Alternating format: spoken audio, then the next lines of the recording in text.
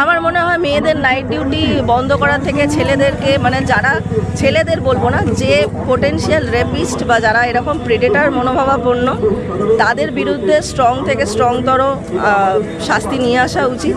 এমন একটা শাস্তি যাতে যারাই অসভ্যতা করার জন্য মনে মনে ভাবে তারা যেন শাস্তির কথাটা ভেবে ভয়ে এগোতে না পারে। এখন বলছেন যে যিনি কনভিক্ট তিনি এখনো পর্যন্ত, আমরা জানি না, আমরা এখনো কংক্রিট কিছু তো দেখতে পাইনি, তাকেই ধরা হচ্ছে কনভিক্ট হিসেবে এবং সে নাকি বলেওছে খুব, মানে এত খবর চলে আসছে এই একটা মানে ইস্যু সংক্রান্ত যে জিনিসগুলো খুব মিক্সড আপ হয়ে রয়েছে।